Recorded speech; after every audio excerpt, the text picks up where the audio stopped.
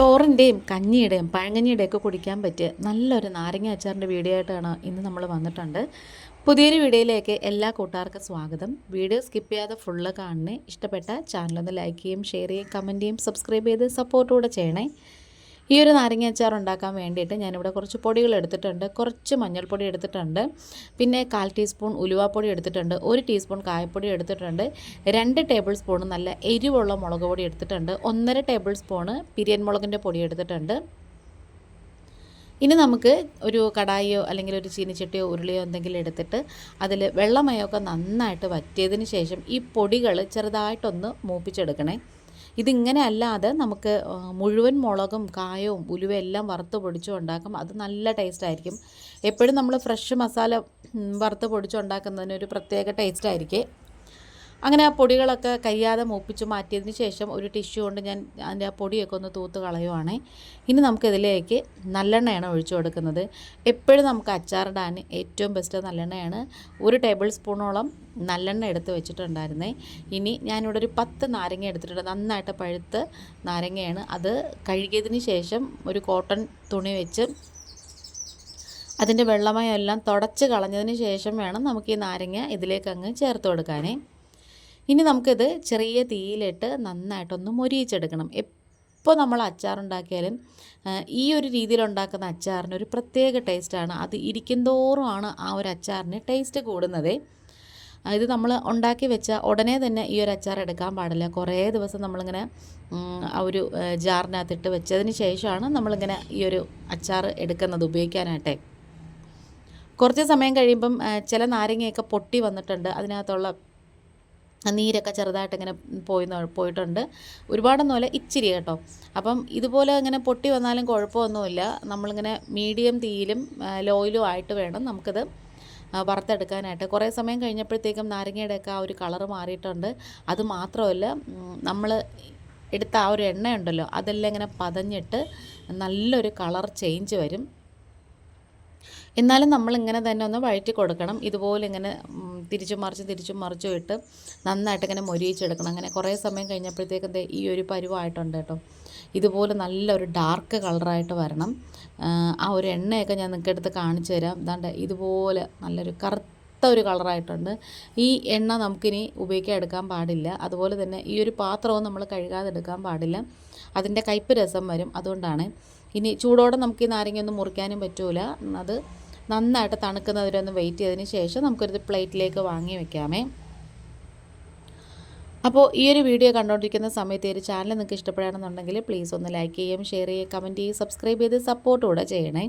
ആദ്യമായിട്ട് കാണുന്ന കൂട്ടുകാരാരെങ്കിലും ഉണ്ടെങ്കിലും ഇതുവരെ സബ്സ്ക്രൈബ് ചെയ്യാതെ കാണുന്ന കൂട്ടുകാരാരെങ്കിലും ഉണ്ടെങ്കിലും ആ ബെല്ലൈക്കണും സബ്സ്ക്രൈബ് ബട്ടണൊക്കെ പ്രസ് ചെയ്തിട്ടുള്ള ഓൾ എന്ന ഓപ്ഷനും കൂടി കൊടുക്കണേ. എങ്കിൽ മാത്രമേ ഞാനിടുന്ന വീഡിയോസൊക്കെ നോട്ടിഫിക്കേഷനായിട്ട് നിങ്ങൾക്ക് കിട്ടത്തുള്ളൂ. അപ്പോൾ ഈ ഒരു പരുവത്തിലായിട്ടുണ്ട് കേട്ടോ നമ്മുടെ ഈ പാത്രം. അപ്പോൾ അതൊക്കെ കഴുകിയിട്ട് വേണം നമുക്കിനി അച്ചാറിൻ്റെ ബാക്കി സ്റ്റെപ്പുകൾ ചെയ്യാൻ. അപ്പോൾ ഞാൻ വേറൊരു പ്ലേറ്റാണ് ആദ്യം എടുത്തത് കേട്ടോ. അതാ ഒരു പച്ച കളർ നിങ്ങളിതിനിടയ്ക്ക് കണ്ടത്. അങ്ങനെ അത് ഞാനങ്ങ് മാറ്റിയിട്ടാണ് ഈ ഒരു പ്ലേറ്റ് എടുത്തത്. ഇനി നല്ലൊരു കോട്ടൺ തുണിയോ അല്ലെങ്കിൽ ഒരു ടിഷ്യൂവോ കൊണ്ട് നന്നായിട്ട് ഈ നാരങ്ങയുടെ പുറം ഭാഗമൊക്കെ തുടച്ചെടുക്കണം. ആ ഒരു കയ്പ്പ് രസമൊന്നും വരാതിരിക്കാൻ വേണ്ടിയിട്ടാണ് ഇതുപോലെ നന്നായിട്ട് ഇങ്ങനെ തുടച്ചെടുക്കുന്നത്. ഓരോ നാരങ്ങയും നമ്മളിങ്ങനെ കയ്യിലെടുത്തിട്ട് തുടച്ചെടുക്കണം. അപ്പോൾ ഇത് നമ്മളിങ്ങനെ എടുക്കുമ്പോൾ ശ്രദ്ധിക്കേണ്ട ഒരു കാര്യം, നന്നായിട്ട് തണുത്തതിന് ശേഷം എടുക്കണം, അല്ലെങ്കിൽ നമുക്ക് കൈയൊക്കെ ചുട്ടുകൊള്ളുന്നതുകൊണ്ടാണ്. ഒരു ടിഷ്യൂവിൽ ഫുള്ള് ആ ഒരു എണ്ണമയമൊക്കെ ആയെന്നുണ്ടെങ്കിൽ അത് മാറ്റിയിട്ട് അടുത്തത് എടുക്കാം. ഇതിന് മുമ്പ് നമ്മൾ കുറേ അച്ചാറിൻ്റെ വീഡിയോസൊക്കെ ഇട്ടിട്ടുണ്ട്. മാങ്ങയുടെ വീഡിയോ ഇട്ടിട്ടുണ്ട്, നാരങ്ങയുടെ വീഡിയോ ഇട്ടിട്ടുണ്ട്, പിന്നെ വീട്ടിൽ തന്നെ ചെയ്യാൻ പറ്റിയ ചുക്ക് കാപ്പിപ്പൊടിയുടെ വീഡിയോ ഇട്ടിട്ടുണ്ട്. അതുപോലെ വീട്ടിൽ തന്നെ നമ്മൾ ചെയ്യാൻ പറ്റിയ ചവനപ്രാശത്തിൻ്റെ വീഡിയോ ഇട്ടിട്ടുണ്ട്. കാണാത്തവരുണ്ടെങ്കിൽ ഒന്ന് പോയി കണ്ടിട്ട് വീഡിയോ ഇഷ്ടപ്പെട്ടാൽ സപ്പോർട്ട് ചെയ്യണേ. അങ്ങനെ നമ്മളിത് മൊത്തം തുടച്ചെടുത്തതിന് ശേഷം ഇതുപോലെ ഒരു സ്റ്റീൽ കത്തിയാണെങ്കിൽ ഏറ്റവും നല്ലതാണ്. നാരങ്ങയൊക്കെ മുറിക്കാൻ കഴിവതും ഇരുമ്പ് കത്തി എടുക്കാതിരിക്കുന്നതാണ് നല്ലത്. എന്നിട്ടത് 4ആയിട്ടൊന്ന് പിളർത്തി വെക്കണം. അത് അറ്റം മുറിഞ്ഞങ്ങ് വിട്ടു പോകരുത്. ഇങ്ങനെ ആ ഒരു തുമ്പ് വരെയും ഒന്നിങ്ങനെ പിളർത്തി വെച്ചാൽ മതി. ഇത് നമുക്ക് ഇങ്ങനെ ചൊക്കി ഇരിക്കുന്നതുകൊണ്ട് അത് ഉറപ്പില്ലല്ലോ. അതുകൊണ്ട് ഇങ്ങനെ മുറിച്ചെടുക്കാൻ കുറച്ച് പാടായിട്ട് തോന്നും. അത് കുഴപ്പമില്ല. ഞാനിപ്പോൾ ഇതുപോലെ നിങ്ങൾക്ക് കാണിച്ചു തരാം. ഞാനിങ്ങനെ ഫുള്ള് വിടുവിച്ചിട്ടില്ല. 4ആയിട്ട് ഇങ്ങനെ കണ്ട ഒരു പൂവിൻ്റെ ഷേപ്പായിരിക്കേ. അങ്ങനെ ഇത് മൊത്തവും നമ്മൾ ഈ ഒരു ഷേപ്പിലാക്കി മുറിച്ച് വെച്ചിട്ടുണ്ട്. ഇതിങ്ങനെ ഇരിക്കത്തില്ല, ഇത് കുറേ ദിവസം കഴിയുമ്പോഴത്തേക്കും ഇത് അലിഞ്ഞ് വരും, ആ പൊടികളൊക്കെ ചേർന്ന് വരുമ്പം അലിഞ്ഞ് വരും. അങ്ങനെ നമ്മൾ ആ ഒരു നോൺ സ്റ്റിക്കിൻ്റെ കടായി നന്നായിട്ട് കഴുകിയൊക്കെ എടുത്തിട്ട് വന്നിട്ടുണ്ട്. ഇനി നമ്മൾ വൃത്തിയാക്കി വെച്ചിട്ടുള്ള ആ ഒരു ചീനിച്ചട്ടിയിൽ, അതായത് കടായിയിലേക്ക് കട്ട് ചെയ്ത് വെച്ചിട്ടുള്ള ആ നാരങ്ങ ഫുള്ള് ചേർത്ത് കൊടുക്കാം. എന്നിട്ട് നമ്മൾ നേരത്തെ കുറച്ച് പൊടികൾ മുപ്പിച്ച് വെച്ചിട്ടുണ്ടായിരുന്നല്ലോ, ആ ഒരു പൊടികളും കൂടി ഇതിലേക്ക് അങ്ങ് ചേർത്ത് കൊടുക്കാമേ. ഇതിങ്ങനെ കട്ട് ചെയ്തില്ല എന്നുണ്ടെങ്കിൽ നാരങ്ങയുടെ മുകൾ ഭാഗം ചെറുതായിട്ടൊന്ന് ഹോളിട്ടിട്ട് അതിൻ്റെ ഉള്ളിലേക്ക് ഈ ഒരു പൊടികൾ ഫുള്ള് ചേർത്ത് കൊടുക്കേണ്ടി വരും. അത് കുറച്ച് പാടാണ്, അതിനേക്കാളും എളുപ്പമാണ് കേട്ടോ ഇത് ഇങ്ങനെ ചെയ്യുന്നത്. അപ്പം നമുക്ക് ആവശ്യത്തിനുള്ള ഉപ്പ് ചേർത്ത് കൊടുക്കാം. ആവശ്യത്തിൽ കൂടുതൽ തന്നെ ഉപ്പ് ചേർക്കണം, കാരണം ഇത് ഉപ്പ് പിടിക്കും തോറും അതിങ്ങനെ പൊടികളും എല്ലാം വരും, പിടിച്ച് വരും. അതുകൊണ്ടാണ്. ഇനി ഒരു 1/4 കപ്പ് നല്ലെണ്ണ നന്നായിട്ട് ചൂടാക്കിയിട്ട് ആ ചൂടോടുകൂടി തന്നെ ഈ ഒരു അച്ചാറിലേക്ക് അങ്ങ് ഒഴിച്ചു കൊടുക്കണം. ഭയങ്കര ടേസ്റ്റാണ് കേട്ടോ ഈ ഒരു അച്ചാറിന്. ഇതിൽ നമുക്ക് കടുക് പൊട്ടിക്കുകയോ കറിവേപ്പില ചേർക്കുകയോ അതുപോലെ തന്നെ ഇഞ്ചി വെളുത്തുള്ളി പച്ചമുളക് അതൊക്കെ താളിച്ച് ചേർക്കുകയോ ഒന്നും തന്നെ വേണ്ട. ഇങ്ങനെ തന്നെ നമ്മൾ ചെയ്താൽ മതി. ഇനി ഇതെല്ലാം കൂടി നന്നായിട്ട് ഇങ്ങനെ പുരട്ടി യോജിപ്പിച്ചെടുക്കണം. ഗ്യാസ് ഇങ്ങനെ ചെറിയ തീയിൽ വെച്ചേക്കുവാണേ.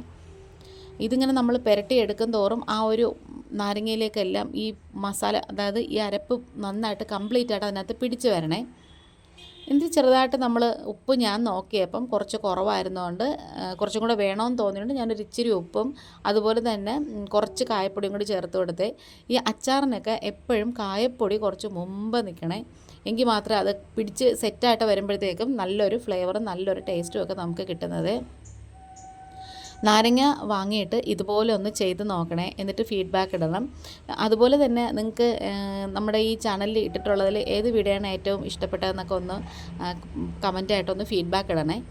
ഇനി നമുക്കിത് അടച്ച് വയ്ക്കാം. ഇത് കംപ്ലീറ്റ് ആയിട്ട് അടച്ച് വെച്ചതിനകത്ത് നീരാവി വരും. അപ്പം ഇതിലെന്ന് പറഞ്ഞാൽ മുകളിൽ ചെറിയൊരു ഹോളുള്ളതുകൊണ്ട് കുഴപ്പമില്ല. അങ്ങനത്തെ ഇപ്പം ഞാൻ കാണിക്കുന്നത് അടുത്ത ദിവസത്തെ ഒരു വീഡിയോ ആണ്. നന്നായിട്ട് സെറ്റായിട്ട് ഇരിപ്പുണ്ട് അച്ചാറൊക്കെ. ആ ഒരു അരപ്പൊക്കെ അതിനകത്ത് പിടിച്ചിട്ടുണ്ട്. ഞാൻ നേരത്തെ പറഞ്ഞതുപോലെ ഉപ്പ് കുറവാണ്. അപ്പോൾ ഒരു ഇച്ചിരിയും കൂടെ ഉപ്പ് ഞാൻ ചേർത്ത് കൊടുത്തിട്ടുണ്ട്. ആദ്യമേ നമ്മൾ ഫുൾ ഉപ്പ് ചേർക്കണമെന്നുണ്ടെങ്കിൽ ഭയങ്കരമായിട്ട് ചിലപ്പോൾ ഉപ്പ് കൂടിപ്പോയാൽ നമുക്കൊന്നും ചെയ്യാൻ പറ്റത്തില്ല. ഇനി നമുക്കിത് നന്നായിട്ട് ഡ്രൈ ആയിട്ടൊരു ഗ്ലാസ് ജാർ എടുത്തിട്ടുണ്ട്. അതിലേക്ക് ഇത് മൊത്തവും തട്ടി കൊടുക്കാമേ. ഇനിയിപ്പോൾ നമുക്കിതിൽ നല്ലെണ്ണ ഒന്നും ഒഴിക്കേണ്ട ആവശ്യമില്ല. കാരണം എന്ന് വെച്ചാൽ നമ്മൾ നേരത്തെ തന്നെ നല്ലെണ്ണ നന്നായിട്ട് ചൂടാക്കി ഒഴിച്ചിട്ടുണ്ട്. ഇനി പൂപ്പലും എല്ലാം വരുമെന്നുള്ള പേടിയോ ടെൻഷനോ ഉണ്ടെങ്കിൽ കുഴപ്പമില്ല. ഏറ്റവും മുകളിൽ നന്നായിട്ട് ക്ലീൻ ആയിട്ടൊരു ചെറിയൊരു കോട്ടൺ തുണി എടുത്ത് അത് നല്ലെണ്ണയിൽ മുക്കിയിട്ട് ഇതിൻ്റെ മുകളിലേക്ക് അങ്ങ് വിരിച്ച് കൊടുത്തിട്ട് ഇതങ്ങ് അടച്ച് വെച്ചിരുന്നാൽ മതി.